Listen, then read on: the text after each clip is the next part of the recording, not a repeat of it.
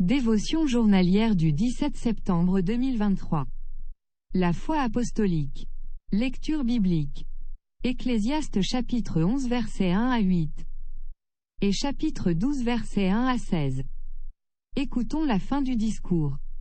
Crains Dieu et observe ses commandements. C'est là ce que doit faire tout homme. Car Dieu amènera toute œuvre en jugement. Au sujet de tout ce qui est caché. Soit bien. Soit mal. Ecclésiaste chapitre 12 versets 15 à 16. J'ai passé un certain nombre d'années dans le secteur bancaire. Où j'avais un collègue dont la réponse à tout projet ou initiative proposée était: quel est le résultat net? Cette question formulée en termes monétaires signifiait simplement que lorsque tous les points, avantages et inconvénients de la proposition sont analysés, la banque en profiterait-elle? Bien sûr.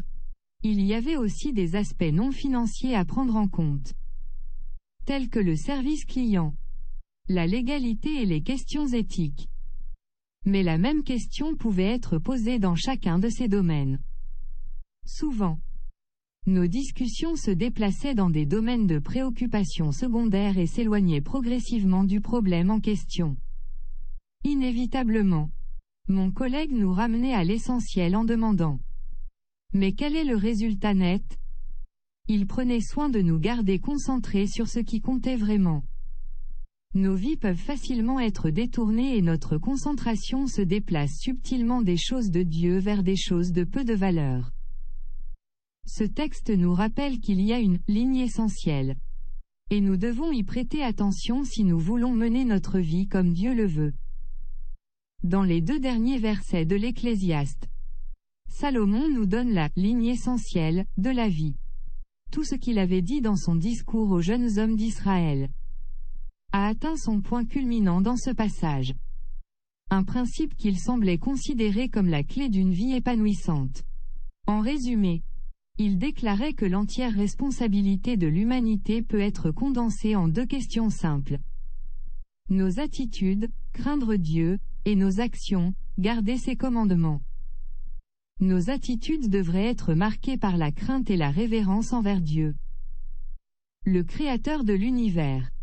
Il est intéressant de noter que l'écrivain a utilisé le même mot hébreu pour Dieu, Elohim, dans ce passage qui est utilisé dans le récit de la création décrit dans Genèse, plutôt que le nom national juif de Dieu, Yahvé, qui est fréquemment utilisé dans d'autres textes.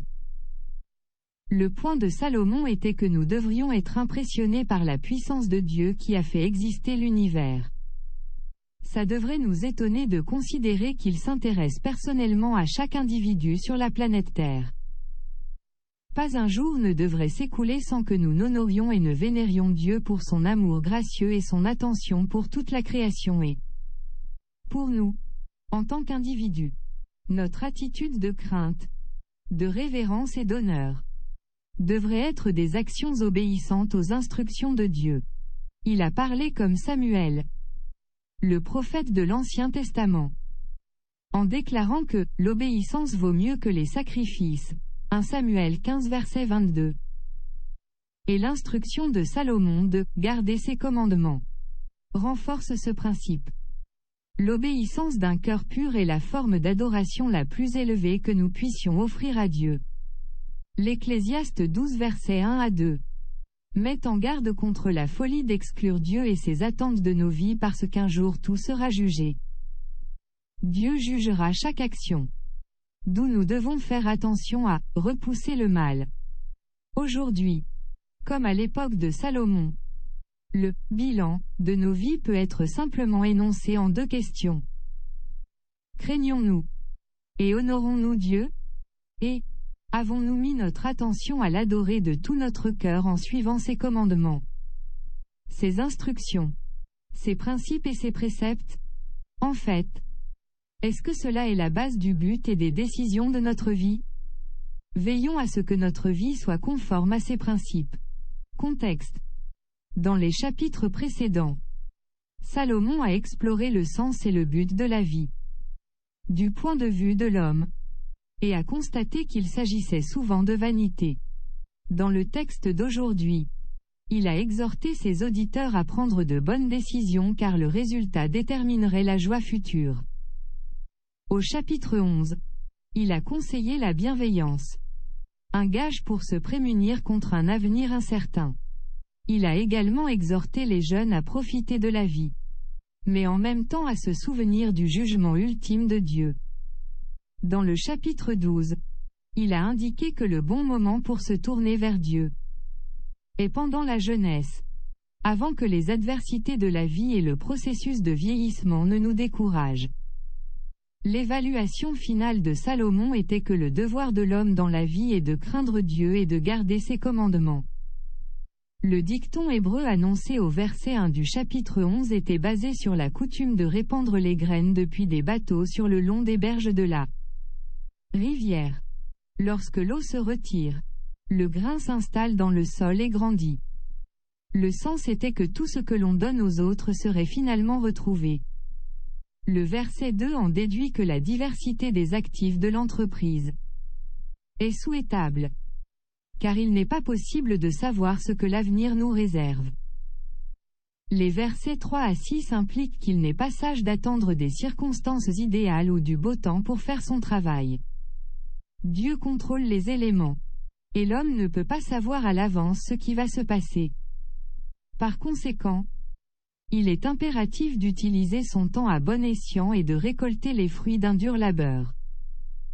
L'implication dans les versets 7 à 8 est que même si un homme vit pendant longtemps et jouit des jours heureux et ensoleillés, la mort finira par venir avec de nombreux jours d'obscurité dans la tombe. Dans les versets 9 à 10, l'auteur a encouragé les jeunes à s'épanouir dans leur jeunesse, tout en gardant à l'esprit que toutes leurs actions seraient jugées par Dieu. L'avertissement était qu'ils devaient vivre de manière responsable et réfléchie. Au verset 3 du chapitre 12, la connotation du mot se souvenir est considérer et obéir.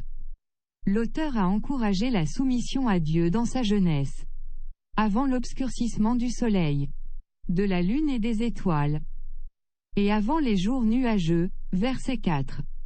Cette représentation faisait peut-être référence au chagrin et à la misère qui accompagnent parfois la vieillesse. Les versets 5 à 8 sont une représentation descriptive du processus de vieillissement. Bien que les traducteurs diffèrent dans leurs interprétations, l'essence est que la vie peut devenir très difficile et dangereuse à mesure que l'on vieillit. La fin finale est l'éternité et le deuil de sa mort. Les images visuelles du verset 6 symbolisent la fin de la vie, n'offrant aucun espoir de restauration.